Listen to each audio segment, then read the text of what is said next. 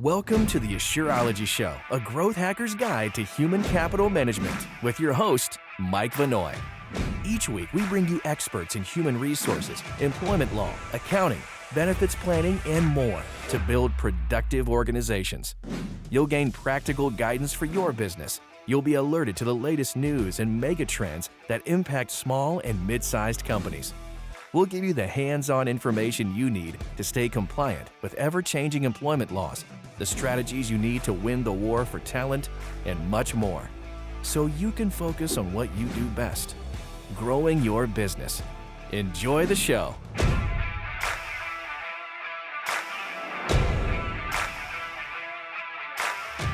Leading hybrid and remote teams. Hi, I'm Mike Vannoy with Asure, and I have a special guest today who's kind of written the book, not kind of literally has written the book on this topic. Gleb Tsipursky. He's a best-selling author of 7 books. Dr. Tsipursky is a cutting-edge thought leadership, has been featured in over 650 articles, over 550 interviews, including Harvard Business Review, Fortune, USA Today, Fast Company, CBS News, Scientific American, Psychology Today, Entrepreneur, Business Insider Magazine, Forbes, and many others. Dr. Tsipursky's expertise comes from over 20 years of consulting, coaching, speaking, and training for businesses. Dr. Tsipursky earns his PhD in the history of behavioral science at University of North Carolina, Chapel Hill in 2011, his MA at Harvard University in 2004, and his BA at New York University in 2002.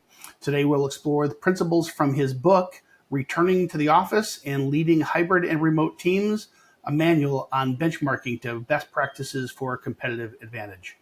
Gleb, good to talk to you again. Welcome to the show. Thanks again, Mike. Really appreciated our second conversation. Yeah. So this whole topic of remote work, this is not like it's a new thing, right? This is a continuum that's been going on for at least 20 years. Sure. But clearly, COVID accelerated this, where COVID forced it upon people in the early days of the pandemic. And as we've got, different names for different phases of the Great Resignation to the Great Stay to the Great whatever phase we're in now, it's clear that especially as we face a labor shortage, that employees are voting with their feet, and increasingly they want to work remotely or at least flexibly where possible. And I think we're all over the board for how businesses, I'd say especially small businesses, are or are not adopting virtual work as a best practice. So really want to unpack this topic with you. I think you're, maybe the most expert person I know on this topic. So can you maybe just kind of, I kind of want to talk through virtual work right through from pre-employment, recruiting and hiring and onboarding, all the way through post-employment. But give your high-level assessment. What are you seeing in the market for businesses' willingness to adopt virtual and remote teams? Well, we are very clearly seeing businesses that are smaller being more likely to adopt hybrid, flexible work of whatever, hybrid work, remote work. So let me give you some statistics first. So this is from the Scoop Flex Index. It shows that 39% of US companies require full-time in the office right now. So that's just very recent statistics coming out in August of 2023. And that compares to 49% at the start of 2023. So we have less companies requiring full-time in the office now by quite a margin. So from 49% to 39%. And so that is very important. Another important dynamic is that smaller companies are embracing flexibility. So I talked about small companies.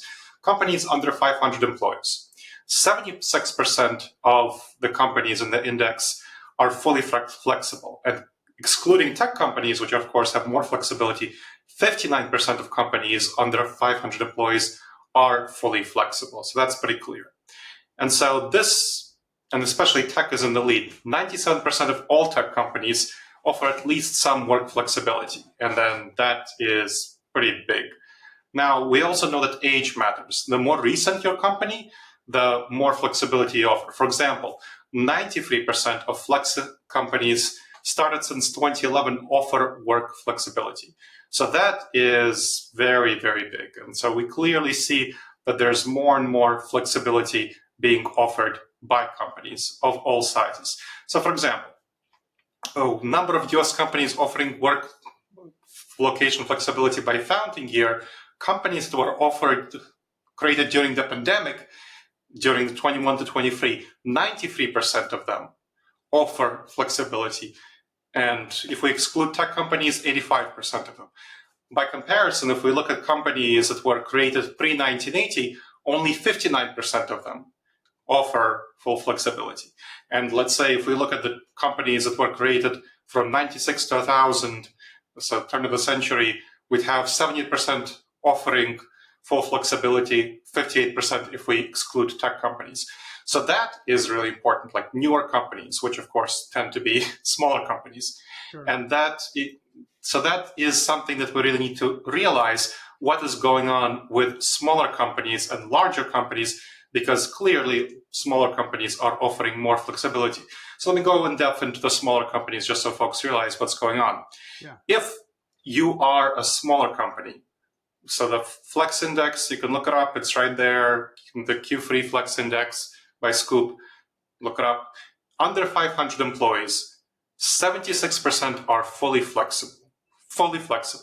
So that's huge, being fully flexible. That is a very large number. If you look at structured hybrid, which means fully flexible means either employees decide or it's fully remote. 11% are structured hybrid, meaning there is a requirement of a mandate of some days in the office per week. And then 13% are full-time in the office. So that's for companies under 500 employees. Now, if you look at 500 to 5,000, we're going from fully flexible at 76% to fully flexible at 34%. That's about half. And then something structured hybrid is 27%, full-time in the office is 39%. 5,000 to 25,000 employees, fully flexible is 25%, structured hybrid 40%, full-time in the office is 35%. And then 25,000 employees, fully flexible is 16%, and structured hybrid is 59%. So these breakdowns should give you some idea of the smaller the company is, and the younger it is, and the more it is in the tech sector, the more likely it is to be flexible. So I want to go to the why quickly here. Sure. I want to follow up though. The first stat you put out, I don't remember the exact number, was that the number changed materially just this year in 2023. Can you repeat that first one for me? Sure. So just at the start of 2023, January, we had 49% of the companies fully in office. Now, by the Q3, so August of 2023, it's 39% of the companies all fully in office, because they're losing talent when they're doing fully in office. And that's what I wanted your insights on. So that's a massive change, a 10-point swing. It's huge. In just like 7.5 months, right? So Gleb, this drop in 10 percentage points in the last 8.5 months, is it your opinion, or is it the results of this survey that explained it was people losing talent and they had to make an adjustment? So we know from other surveys why that's the case. So the Flex report reports what they're finding, but there's other surveys that report closer to why. So for example, the Greenhouse Candidate Experience report is found that there was a lot of employees who are ready to jump ship if their companies pull a flexible schedule. Specifically, 76% of employees are ready to jump ship if their companies become more strict. And it's especially an issue for underrepresented groups. They're 22% more likely to consider other options if flexibility comes to an end. Another report from Unispace, Returning for Good report, found that nearly half, 42% of companies with return to office mandates have a higher level of attrition than they anticipated. Almost a third of them, 29%, are struggling with recruitment. And here's another survey from the Federal Reserve Survey of Household Economics and Decision Making. It found that shifting from a flexible model to the traditional one had the same experience as a 2 to 3% pay cut. So all of this research from a number of different sources very clearly shows that companies unexpectedly, more than they expected, they knew they would lose some talent through mandated return to office, but it's more than they expected. And candidates are ready to jump ship, and some are, and they're experiencing this the same as a pay cut, which people hate. So that's very clearly the answer, that it's an issue of retention and recruitment, that companies that used to have more of a forced requirement in the office are less forcing that requirement in the office now. Here's what I think, and I want you to comment on this.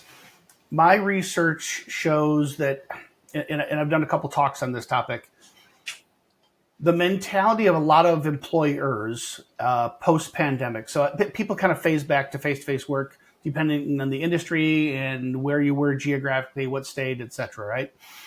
But here we are, fully out of 2022, so-called January 1, kind of back to normal, right? Yeah. Where I think the mistake so many employers have made is they went, quote unquote, back to normal, the same as it was in December of 19, right? Mm-hmm. But something really, really, really important happened here, and it wasn't, and I'm not talking about the Ukrainian war, I'm not talking about the pandemic, and I'm not talking about presidential politics. In 2020, something really huge happened where, based on birth rates 30 and 60 years ago, the amount of available U.S. workforce has actually flattened. In 2020 was the first year ever where there are actually more people older than working age than there were younger than working age, because the population has always had this kind of pyramid, right? Lots of young people, some middle people, and then just a few old people as people naturally are born and die, right? And I think what's happened is this labor supply has all of a sudden flattened. A 3-year window of absolute craziness between wars and pandemics and presidential politics. And we've tried to go back to normal, but the law of supply and demand, employees have choices. Unemployment's 3.5%. That's the 50-year trough, right? So they vote with their feet. What do you think the most underlying root causes of it are? Is it as simple as supply and demand of labor like I'm making it? Or are there some other things going on here? So I think one dynamic is the supply of labor. I'll add a nuance to the supply of labor. Our demographics have not only been skewing older, our demographics have also been skewing less white. And that's really important, because if you recall what I just noted about the Greenhouse report, employees from historically underrepresented groups are 22% more likely to consider other options if flexibility comes to an end. And we know that the US has become less white looking, and we have more and more underrepresented groups in the employment, right? So that, I think, is another dynamic. A third dynamic is a specific group there, which is something like 8% of the US population, and that's people with disabilities. So people with disabilities have been disproportionately impacted by the ability to work remotely. Before the pandemic, they have been asking many, many times for more flexible work options, because obviously if you have mobility issues, it's really difficult to get to the workplace. If you have things like sensitivity to light, or you have difficulty with social interactions with people who have autism, other on the autism spectrum, that's another sort of dynamic. Now, COVID itself caused a lot of disability. So thinking about long COVID, we know something like about just under 20% of people with COVID report a variety of long COVID symptoms, according to the CDC. And some of them, some of the symptoms aren't problematic for working, like anosmia, meaning inability to smell. But some are, like fatigue and brain fog. And about 25% of those with long COVID had disabilities that caused them to shift their working hours. So that is mainly due to fatigue and brain fog. Ability to work remotely facilitates the ability to work for people who have fatigue and brain fog. Yeah. And so what we're seeing naturally is that group is a huge going to be desire for more flexible options. And just in general, people from underrepresented categories minorities, besides people who are disabled, have a stronger preference for remote work. And there are a number of causalities. So, for example, Black people have reported widely that they have more of a desire for remote work because it causes them to have less experience of discrimination and microaggressions in the office. So that's Black people, Hispanic people. Women have more caregiving responsibilities, whether it's childcare or elder care. So they also want more flexibility. And we know that more women have had college diplomas, so more women are entering the higher office workforce who are more able to work remotely. So the demographics in terms of those categories are also impacting things. So we have to think about that, where your worker pool is coming from.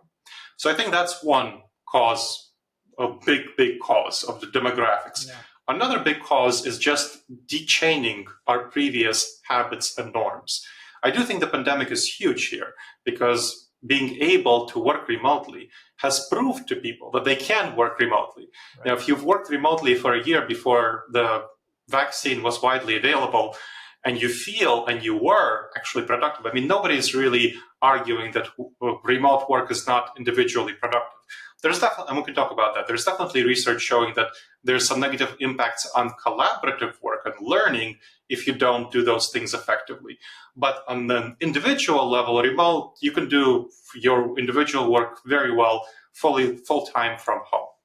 And so having that experience caused people to see, why do I need to go and do the commute? That's the most dangerous part of the day, the time of the day that I'm most likely to be killed.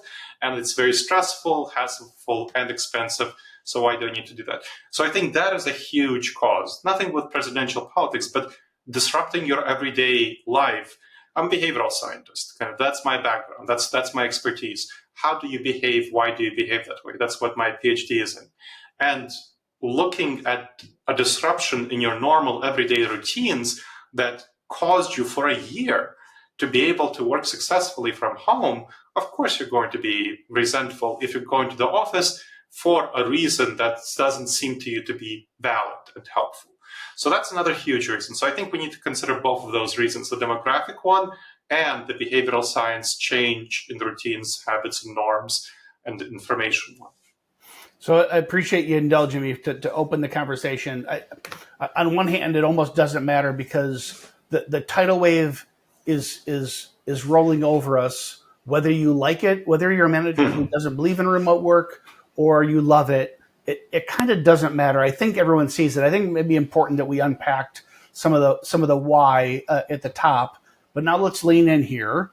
So again, whether you want a remote workforce and a flexible team or not, you're forced to deal with this, right? So let's talk some of the best practices about leading these remote hybrid teams, and let's maybe start with pre-employment. So what are you seeing as best practices? Maybe what are the best practices? What's the impact of having a remote first mentality to recruiting and hiring and onboarding?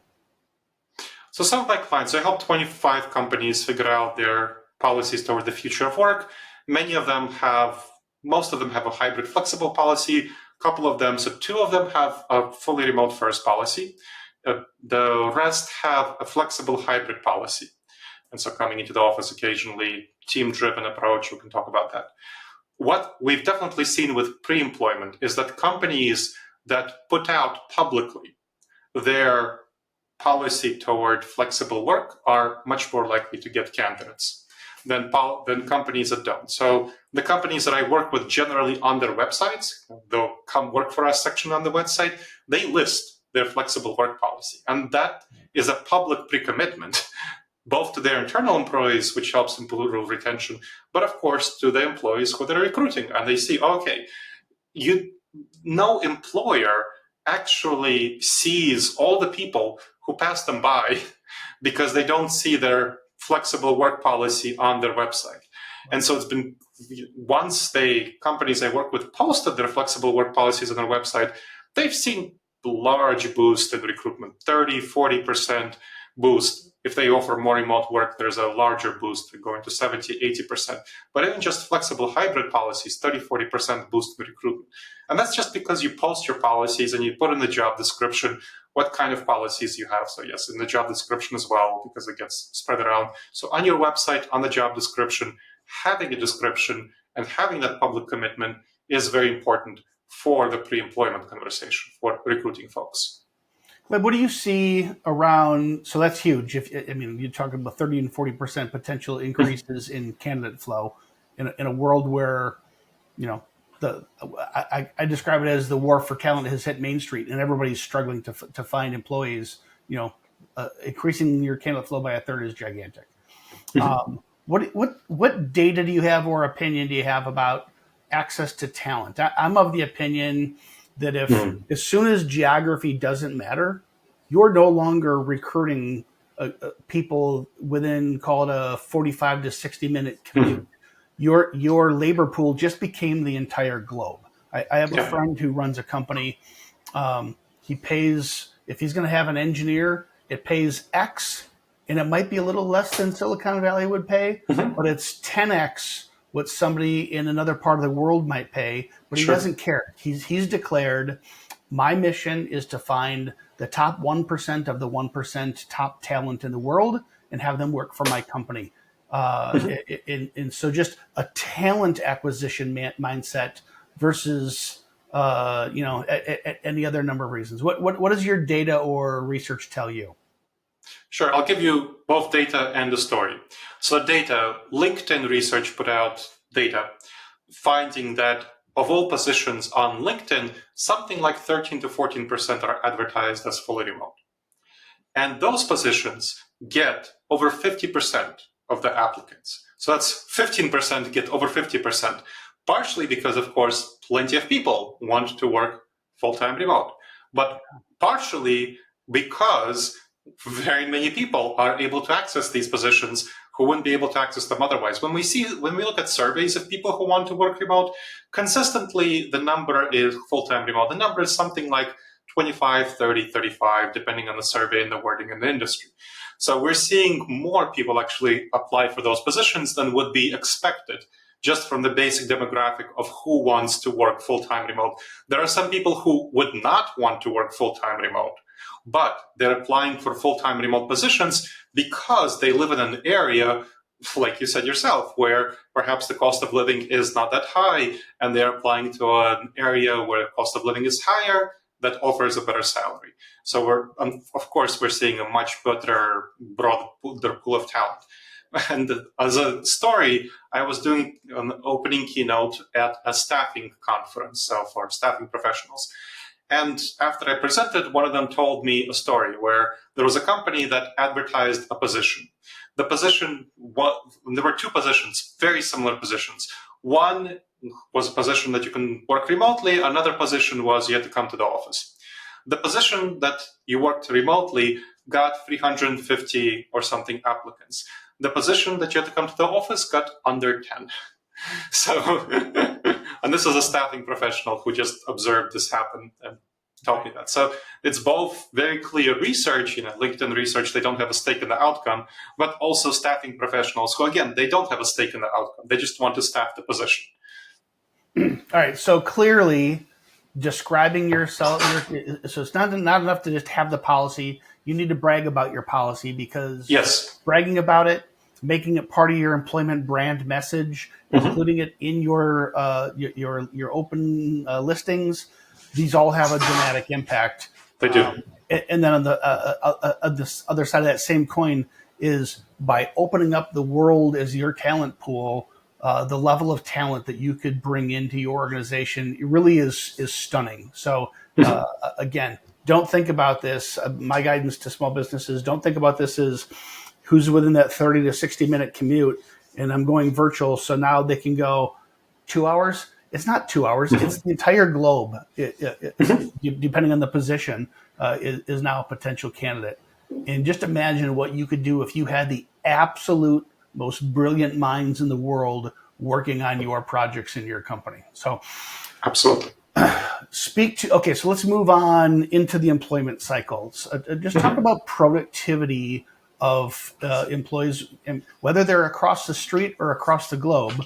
What happens to productivity? Because you got a lot of data on this when teams are remote and or hybrid? So we very clearly see that productivity for remote workers is great individually, very good individually, because they don't have to do the commute. So if you're thinking of fully remote, they don't have to do the commute, and they are willing to devote about 40% on average of the time they would have spent commuting to working. That's one dynamic. Second, when they are working in their home office, they're much more focused. They're much less distracted, especially if you have an open office. That's very distracting. So they are much more focused.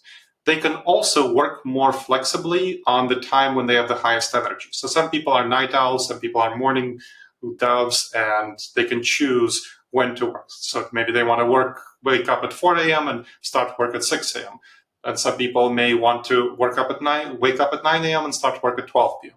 So that flexibility enables them to work when their energy is highest. It also allows them to structure their lives around their work. So, for example, they don't have to leave work early to pick up their kids. They can pick up their kids, and then they can do some work after they pick up their kids, or whatever they need to do. So that flexibility very much increases individual productivity. However, that comes at a cost of group collective productivity. There's definitely going to be costs in coordination and learning and mentoring collaboration. Yeah, so those things. Say more about this, because I think that sure. the average employer listening today, they know what's happening in the world, but they might actually be like, I don't want all this remote work. I'm sick of it. It's gone sure. too far. My people are more productive when they're together in the office. Mm-hmm. So speak to that cost and how to mitigate that. Yeah, absolutely. So there is a cost. So you'll have people who are individually more productive, but collectively as a team, you'll have lower productivity. So that collective, because you'll have higher costs for coordination and collaboration. So people who need to work more collaboratively, who have more time, who are less individual contributors, who are more team members, you see costs of something maybe like 10% less productivity, something like that, depending on the job. So for example, there was a study recently, so the more hourly based it is and the more short term it is, the less productivity you will get. There was a study that had short-term temps for data center who were randomly assigned to work at home for like several weeks versus work remotely, versus work in the office for several weeks doing data entry, very menial work. And people who were working from home had 18% less productivity, which again, these are understandable why. They are hourly employees, they don't have a future there, and this is not something that they are really investing into. So that's individual productivity. And so when you think of the kind of employees you have, if you have short-term temps who you can't really monitor when they're working from home, and this study didn't really make an effort to monitor and manage their performance, they will slack off. That's understandable. So people who are salaried, who have a future in the company, they will, by far, the vast majority of them will be more productive individually at home. So just make that clarification and clarity. So we're definitely more productive at home individually. For the team effort, you will have to put in a lot more time and effort into coordination and collaboration. We can talk about how to mitigate that, and there are a variety of strategies.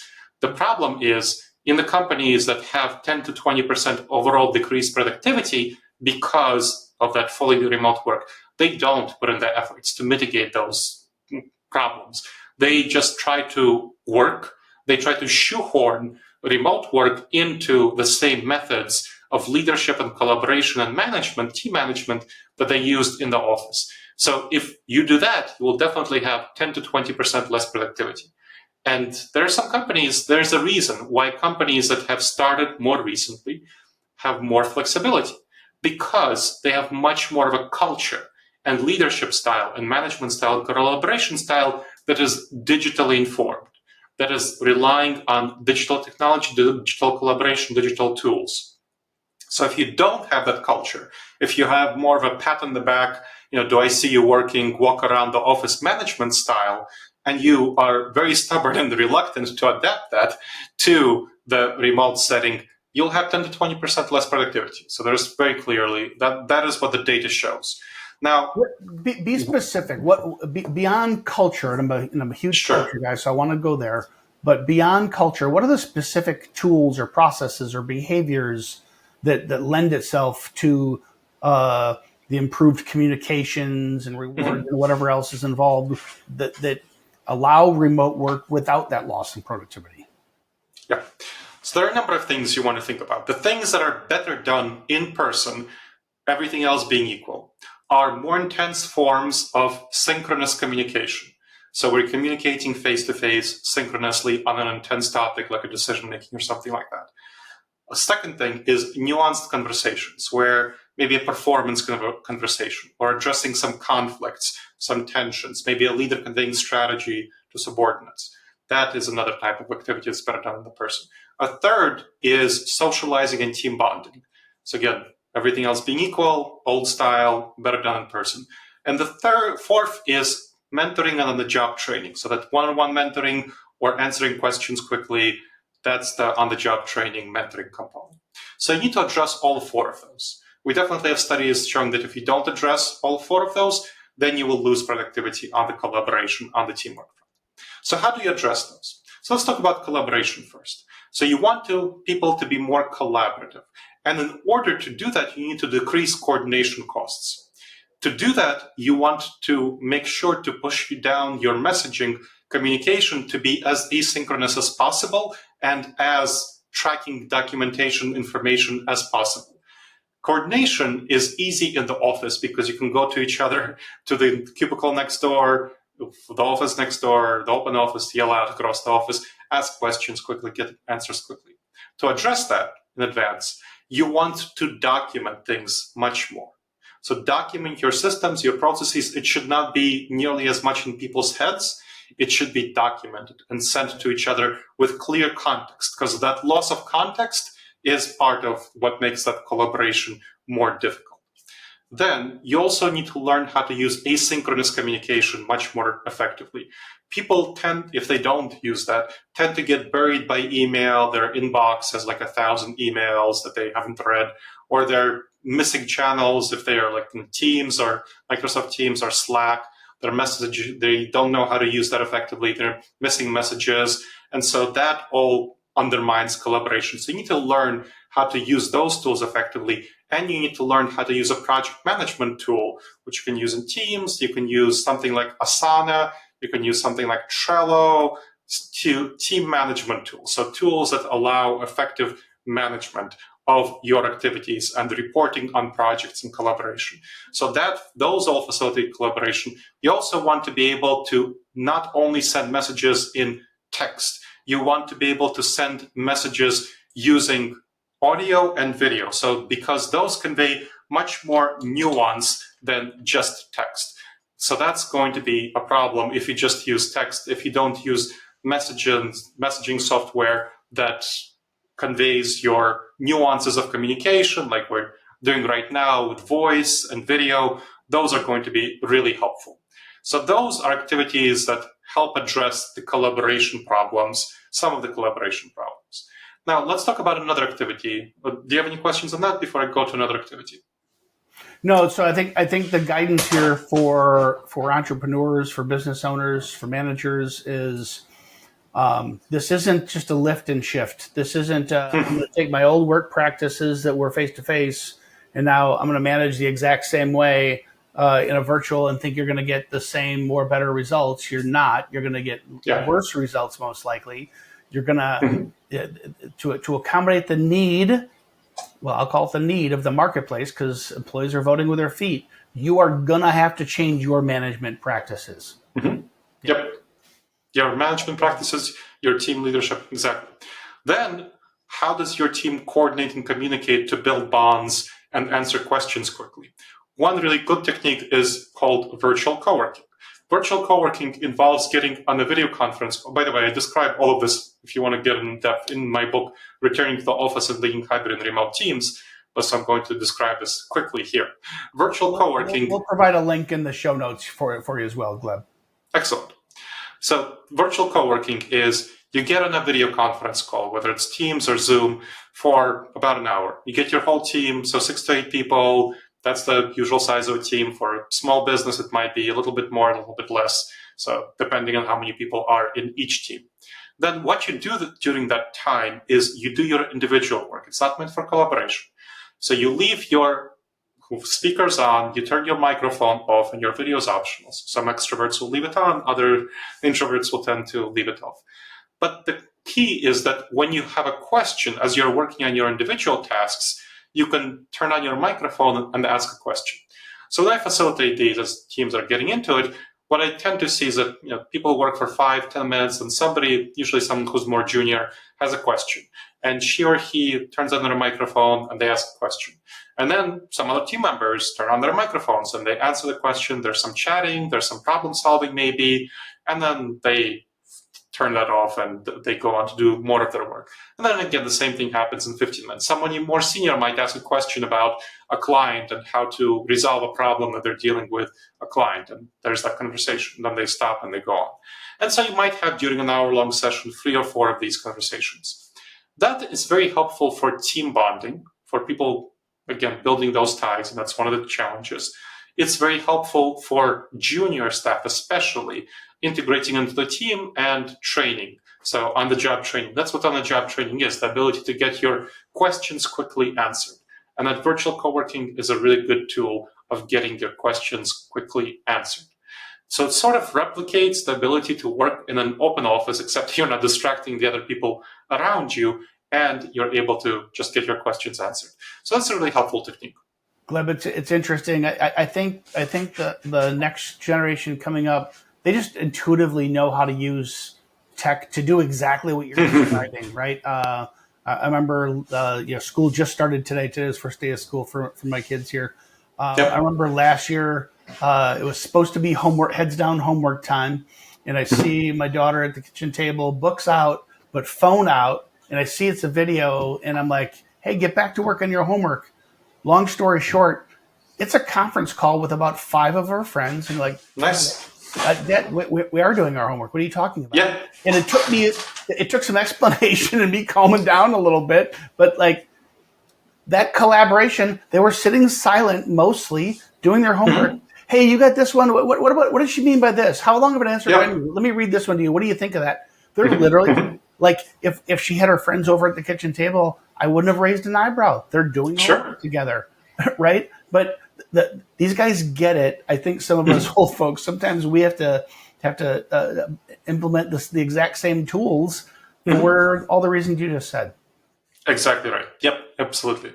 So that is a really useful tool. And that's an example. Of course, you can do that with any sort of activity you're doing, right? So that's good. Then another activity that you want to think about is how to have virtual coffee hour activities. So you want to address the socializing and team bonding. It's something that works really well. And by the way, these are all techniques I introduce to my clients, and that's very helpful. So socializing and team bonding, you want to have some kind of virtual coffee hour where you get randomly matched with people from your company where you get to have a chance to chat, and the company pays you $5 for your coffee for that period to chat with another team member for a half hour to get to know each other better, to build those bonds. And you want to do it across teams. So not matched to people in the same team, but across teams. That is very helpful to build those bonds, have those connections. That is a really valuable practice that I've seen done not nearly enough. So the virtual coffee hour, that's kind of one activity for team bonding. Another activity for team bonding is finding virtual activities that are fun to do together. For example, virtual escape rooms. That's a really great activity. So for team bonding, team belonging. Another activity is playing video games together. You got to explain that one because, I've done a lot of team building games and stuff remotely. Mm-hmm. I've never heard of a virtual escape room. What the heck is that? Oh yeah, so it's the same idea. There are several people in a team in an escape room. So you know what those in-person escape rooms are. You need to have clues and find each other, find things together. Same thing. So you have a virtual escape room. I'll introduce you to someone with the virtual escape rooms. I think you'll enjoy it. It'll be interesting. Okay. So yes, it's the same idea. You have several team members who are together and they need to figure out how to escape this room. They need to look at clues. They need to solve dynamics, solve puzzles, and eventually they escape the room. So that's an example of one kind of activity. And there are a number of other sorts of activities like this. And the other activity that you can do here is an activity like playing video games or watching a movie together and commenting on it. So something that would allow you to bond with other people as more of a group. So the virtual coffee activity is going to be more of a one-on-one bonding, and that will be helpful. And the escape room activity and the video game playing, watching movie, that's going to be more of a group activity. So you want both one-on-one bonding and group activity bonding. Gleb, talk about costs. So I gave an example earlier, a friend of mine who is a CEO, and he chose to not use this as a cost arbitrage, as a labor arbitrage, by going, I'll call it offshore for talent. He saw this as a way to, in some markets, probably paying an obscene high salary to someone compared to market value, but because he really was after that 1% of the 1% top talent. That not everyone will choose that strategy. Sure. What do you find? What does the data say about cost containment? Does this save employers money, and if so, how? Oh, absolutely. Yeah. So the research on remote work productivity shows that even if you use traditional methods, your ROI, return on investment, will still be higher if you hire remote workers, because you don't have to pay nearly as much for a remote worker. First of all, you're saving on real estate. I mean, that's a huge cost for any service sector. That's the number second to cost after the employee salary, right? Then your various office-based services, you don't need to pay those. And you can afford to pay quite a bit lower salary if you choose to do so. Now, when I work with clients, what I typically do is looking not so much at collaborative activities where there's going to be some issues if you have team members who are paid vastly different salaries. But if you're looking more at individual contributors, let's say you have an accountant or something like that. So people who are in more an individual contributor role, that's definitely a good person to hire fully remotely and to offer them not the kind of salary that they would command in the local market. And so those positions, you want to think about not creating as much jealousy again. And so that's the dynamic I would just warn people about, because I've seen that be a problem if you have very collaborative people who need to do a lot of work. But if you don't, that's great. So that, or another option there is to hire a full team remote. So remote from a certain area, from a certain dynamic that would be approximately the same salaries. So that's kind of another thing to be thinking about. So just the only issue is creating those jealousy dynamics and problematic dynamics. But if you don't do that, if you hire everyone on a certain team fully remote with an equivalent salary or individual contributors, you're going to save a lot of money. And very clearly, your ROI will be higher. So this is why smaller companies who don't have as much rigmarole and bureaucracy and thinking about various comparisons, they're much more likely to be fully flexible. And so that's why you're seeing the smaller businesses, 76% of them are fully flexible. And that's, again, that's counting the tech sector. So really, and you have in the tech, you'll have something like 97% fully flexible. This is very huge.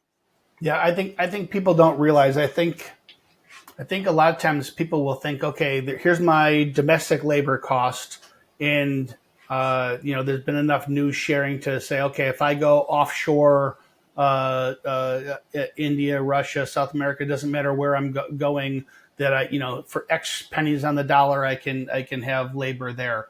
But they don't think necessarily about exactly what you said. A job that reports to the office, but 15 minutes away, a lot of times people will take less money to work from home to have that flexibility. But I found in my own personal life running businesses, I might put out a certain dollar amount. Here's the salary for this position. I couldn't recruit in New York, Chicago, Dallas, Houston, San Francisco, right?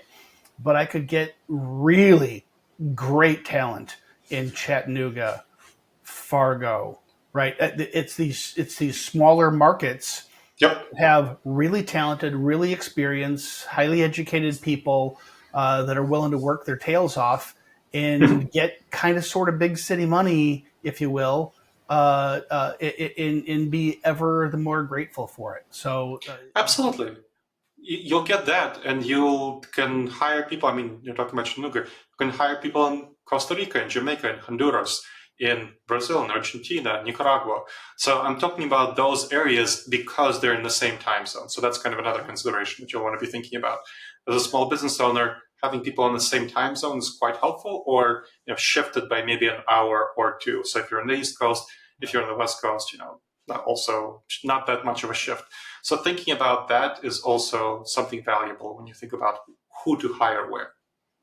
Can you talk about performance management, Gleb? So I think it makes a lot of sense. You talk about one of the adjustments that management has to make, leadership has to make, is around collaboration, right?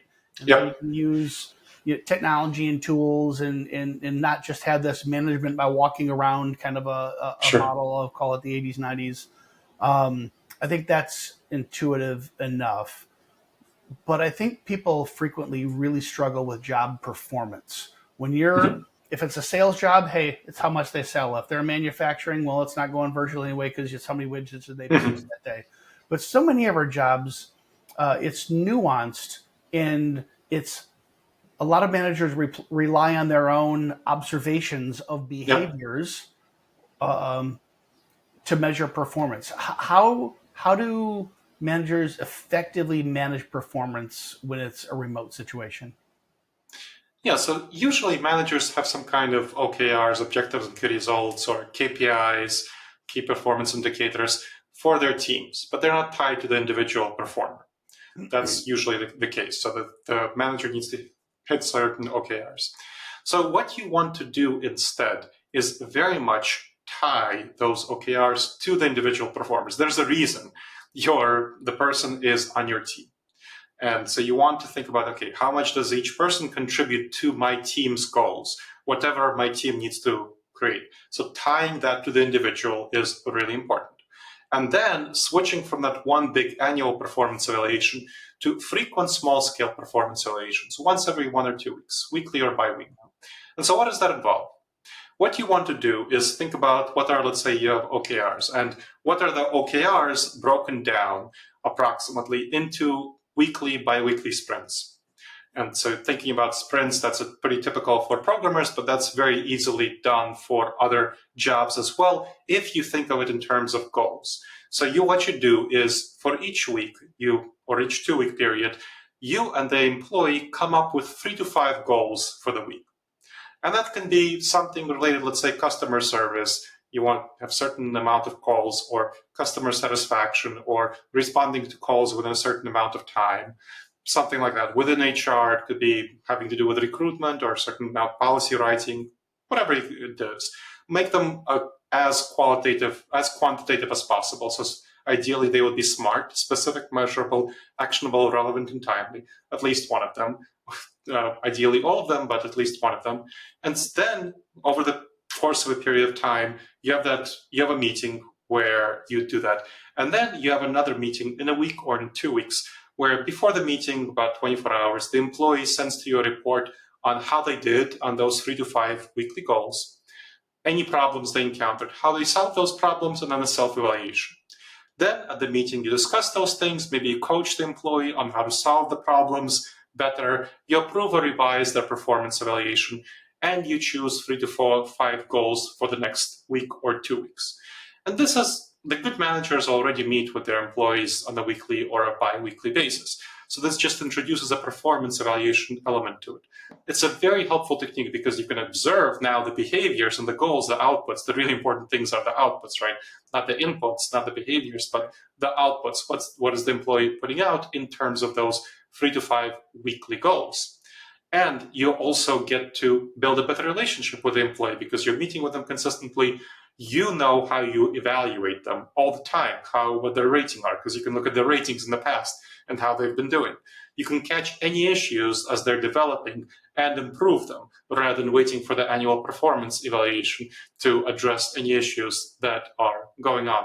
The employee has a lot of psychological safety because they know how they're doing. They can feel confident about your rating of them and how they're feeling about how you're feeling about them. So they're not going to be polishing their resume because they're worried and anxious about how you think of them, and you in general have a better relationship with them. That's also a good time to check on their well-being if you think they're being stressed or something.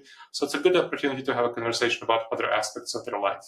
So this is a really useful technique that a lot of my clients are using in order to evaluate the performance of their employees, make sure they're managing to the OKRs effectively, and that everyone has a good relationship, has psychological safety. It really improves retention and engagement of your employees. My experience here is that if you're going to offshore or outsource work, if you just simply say, hey, here, you now do this for me without defining the hows and the processes, you're going to be really disappointed with the work because you can't just lift and shift because we're all naive to how much the tribal knowledge, the water cooler conversations, the listening to each other over the cubicle walls, the conversation in the parking lot after the real meeting, those things have so much impact that when all of a sudden you outsource it, it's like everything falls through the cracks of all that white space in the processes, right?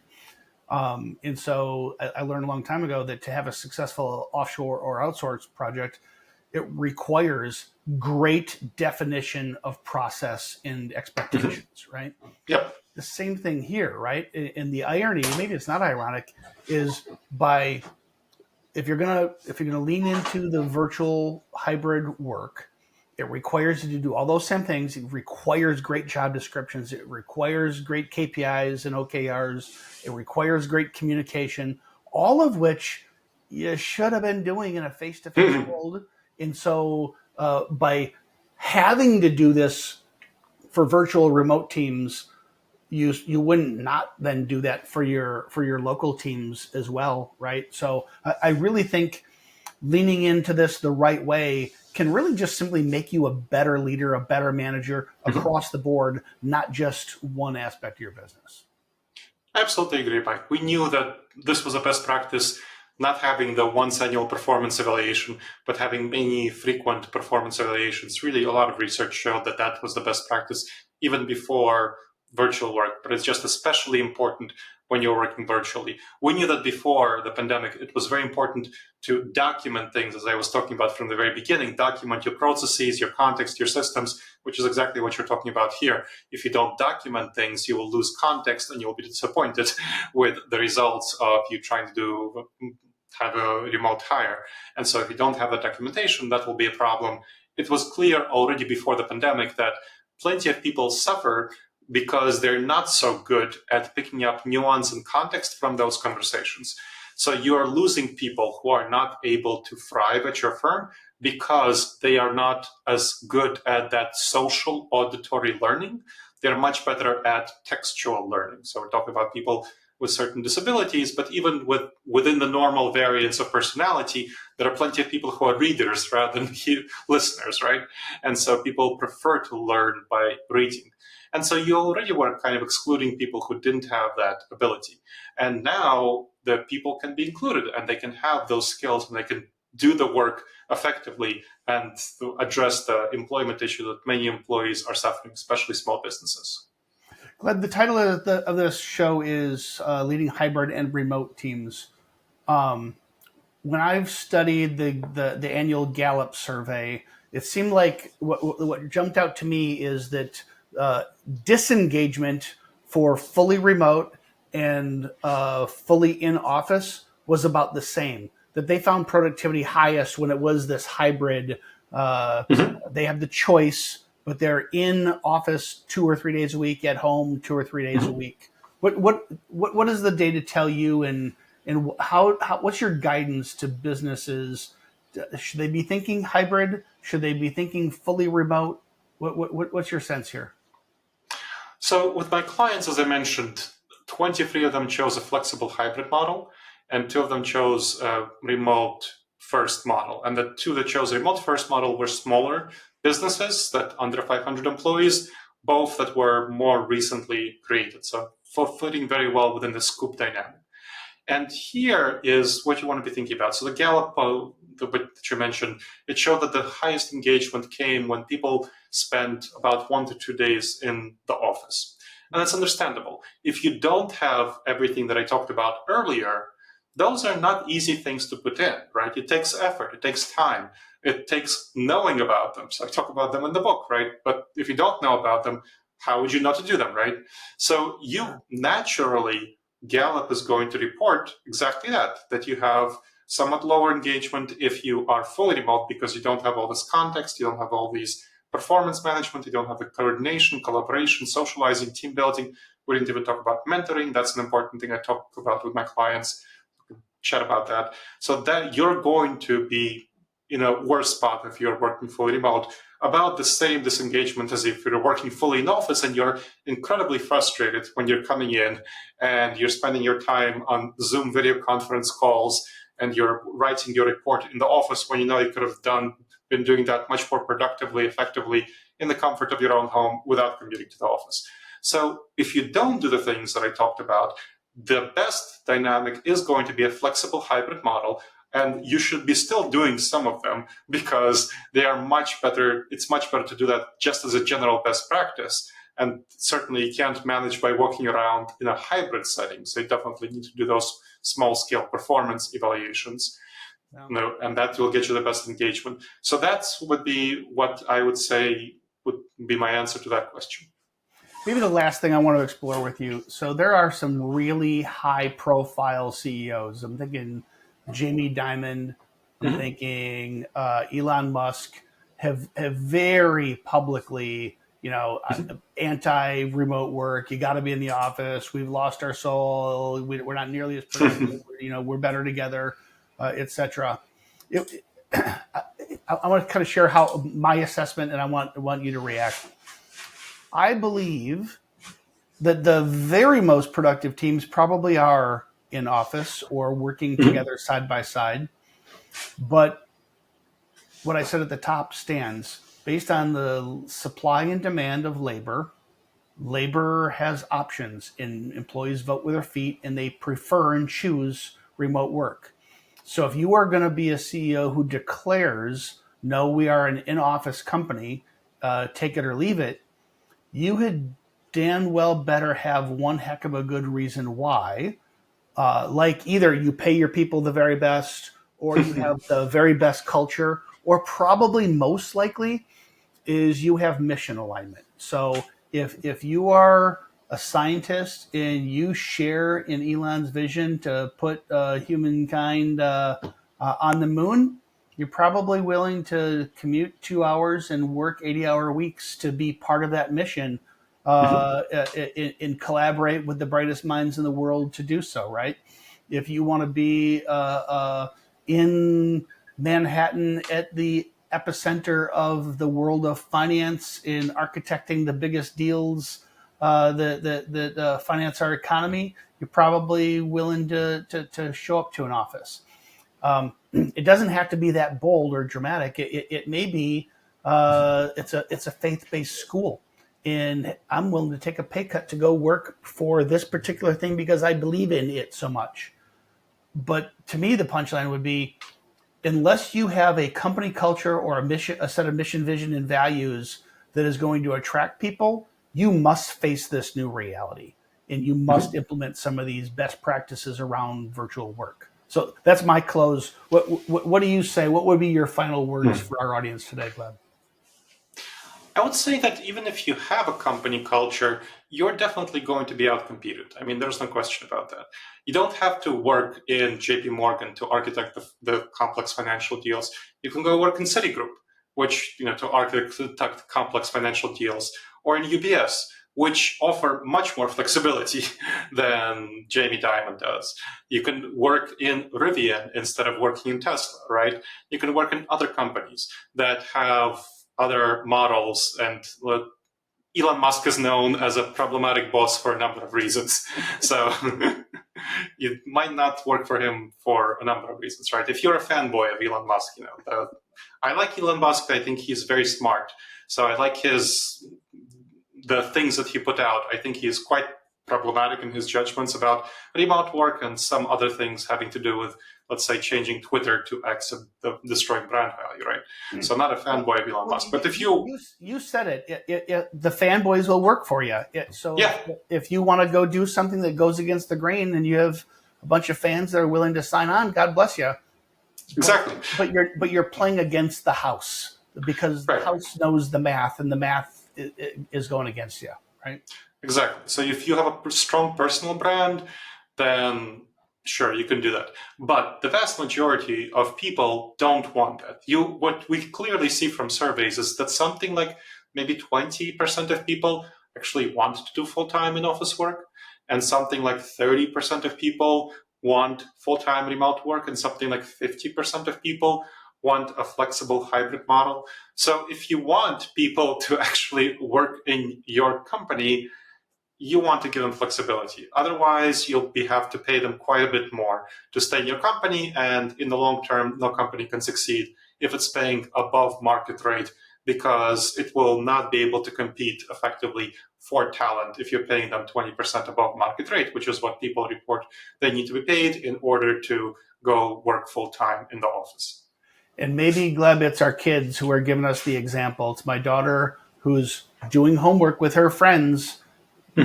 She could have invited the friends over, but her friends being at the kitchen table to her was no different than all of them on their phones. They can see each other, they can hear each other, they're doing their homework together.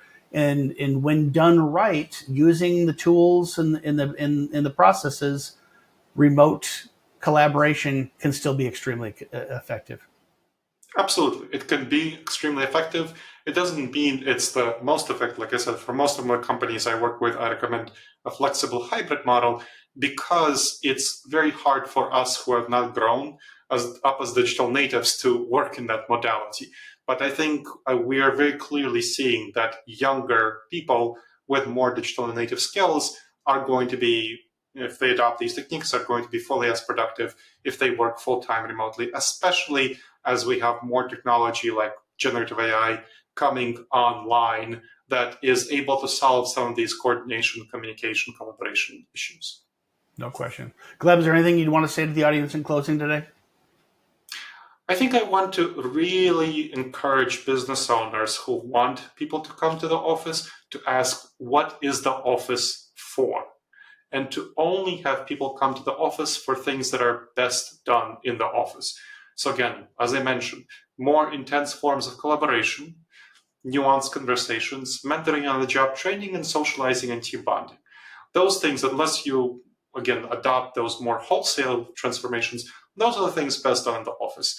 Everything else, best done remotely for the vast majority of people. So having a flexible hybrid model, that's what you want to do if you don't want to do these more thorough, deeper changes that would enable you to effectively work in a full-time remote modality. Thank you so much. I really enjoyed talking to you. I very much enjoyed conversation number 2. We'll have to set up a conversation number 3 someday. So thanks to you, and thanks to everybody else for joining today. Until next week. Thank you, Mike. At Asure, we build human capital management software and services that help 90,000 companies like yours attract, develop, and retain great people. Our low upfront costs and affordable subscription model allow you to save cash to invest in things that drive growth, not overhead. To learn more about how Asure can help you claim up to $26,000 per employee with the Employee Retention Tax Credit, automate your payroll, and build productive teams that are compliant with ever-changing HR laws, visit AsureSoftware.com.